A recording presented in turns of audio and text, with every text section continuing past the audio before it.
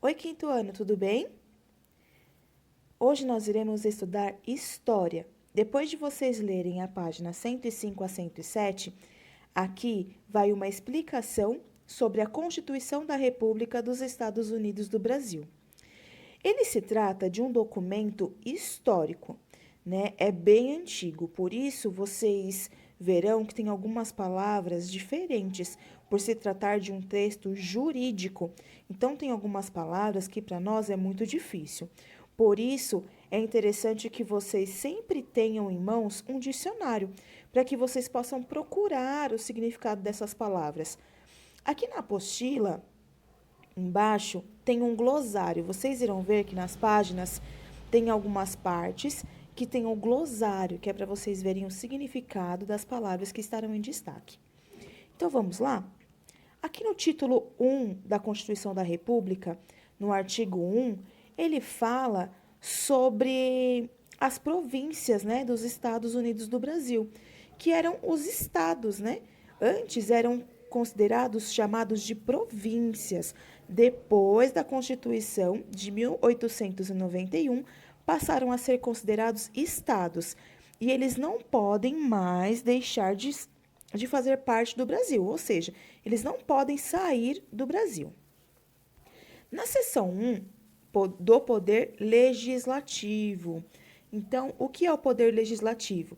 É aquele que cria as leis, né? Ele é exercido pelo Congresso Nacional com sanção do presidente da República. Então, o que é isso? O Congresso Nacional, ele é composto pela Câmara dos Deputados e o Senado Federal. Então, a Câmara dos Deputados e o Senado Federal criam as leis. Porém, essas leis só são vigentes se o presidente da República aceitar, ok? Vamos para a próxima página. 106, capítulo 2, da Câmara dos Deputados. A Câmara dos Deputados compõe-se de representantes do povo eleitos pelos estados e pelo Distrito Federal mediante o sufrágio direto. O que quer dizer sufrágio direto? Significa voto sem intermediários, ou seja, um voto direto. Aqui no capítulo 3 do Senado, ele fala sobre o Senado, né, nesse artigo 30 e 31. Aqui diz que o Senado compõe-se de cidadãos elegíveis, ou seja, que podem ser eleitos, mas só podem candidatar-se maiores de 35 anos. Aqui não diz, mas também tem uma regra que só pode candidatar-se homens, tudo bem? O mandato do senador durará 9 anos, renovando-se o Senado pelo terço trienalmente. Na seção 2 do Poder Executivo, então vamos lá, Poder Legislativo é formado pelos deputados e senadores e o Poder Executivo é formado pelo presidente e pelo vice-presidente. Eles são chamados pelo nome de chefe eletivo da nação, ou seja, que foram eleitos. O presidente exercerá o cargo por 4 anos, não podendo ser reeleito para o período presidencial imediato. Ou seja, naquela época dessa Constituição, o presidente exercia o cargo por 4 anos, igual é hoje, porém, ele não podia ser reeleito. Ele tinha que esperar um outro presidente ser eleito, e quando terminasse o mandato daquele outro, aí sim, se ele quisesse, ele poderia se recandidatar. Aqui no capítulo 2, ele fala da eleição de presidente e de vice-presidente, que eles só podem ser eleitos com a maioria de votos, assim como é hoje. No capítulo 3, ele fala das atribuições do Poder Executivo, que é do presidente e vice-presidente. No artigo 48, compete privativamente ao presidente da República. Primeiro, sancionar, que quer dizer aprovar ou confirmar alguma lei, promulgar e fazer publicar as leis e resoluções do Congresso, expandir decretos, ou seja, enviar ordens, manifestar uma vontade, instruções e regulamentos para a sua fiel execução. Segundo, nomear e demitir livremente os ministros de Estado. Então, ele tem esse poder de nomear quem ele quiser e demitir também quem ele quiser sem o voto do povo. Terceiro, exercer ou designar quem deva exercer o comando supremo das forças de terra e mar dos Estados Unidos do Brasil, quando forem chamadas as armadas em defesa interna ou externa da União. Ou seja, as forças da terra são o exército e as forças do mar são a marinha. Título 4 dos cidadãos brasileiros, aqui eles falam quem eram considerados os cidadãos na época. Então, eram os nascidos no Brasil, mesmo que o pai era de outro país, mas se foi nascido no Brasil, é brasileiro. Então, os eleitores ou cidadãos maiores de 21 anos. E aí, só que nesse grupo tem algumas considerações que não podem alistar-se eleitores para as eleições federais ou para os estados, quem for mendigo, quem for analfabeto, as praças de pré, que no caso são os soldados que não têm ensino superior, né? A não ser que ele esteja cursando o ensino superior, aí sim ele pode se candidatar a eleitor, tá bom?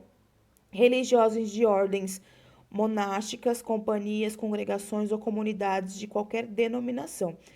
São aqueles que dedicam a sua vida à igreja, né? Por exemplo, o Papa, ele não pode ser eleitor. Sanção número 2 da Declaração de Direitos. Aqui fala sobre os direitos dos cidadãos, né? Que a Constituição assegura a brasileiros e a estrangeiros que residem no país a inviolabilidade dos direitos concernentes à liberdade, à segurança individual e à propriedade nos termos seguintes. O que quer dizer isso? Que não pode violar o direito dessas pessoas de liberdade, né? Eles não podem impedir. Então, ninguém pode ser obrigado a fazer nada que ele não queira, a não ser que tenha uma lei para isso, né? Então, nós temos que respeitar. Senão, ninguém é obrigado a fazer nada que ele não queira. Todos são iguais perante a lei e a República não admite privilégios de nascimento decorrente de foros de nobreza. Por exemplo, de reis, de rainhas, né? Então, eles não têm privilégios. A todos é lícito associar-se e reunir-se livremente sem armas, não podendo intervir a polícia, senão para manter a ordem pública. Então, a polícia só pode intervir quando as pessoas se reúnem, se for para manter a ordem, né? Se tiver tudo bem, decorrendo bem, a polícia não pode impedir, tá bom? Então, agora vocês irão resolver os exercícios da página 108 e 109. A prova vai ajudar vocês aqui com a explicação. No exercício 1 da página 108, com base na leitura do texto da Constituição de 1891, observe o esquema abaixo e faça o que se pede. O esquema está aqui e as orientações estão aqui embaixo, ó. A.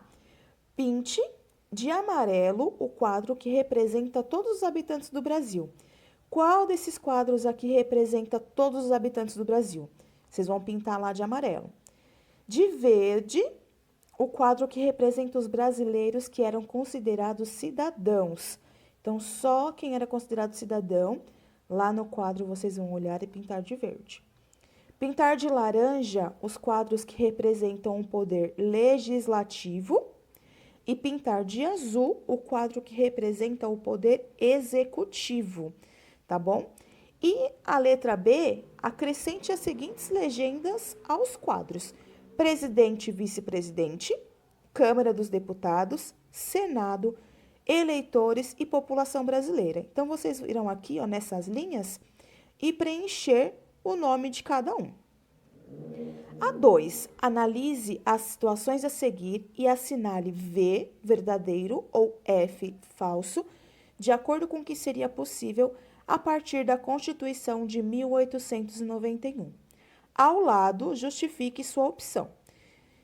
A. Eles vão dar uma situação para vocês.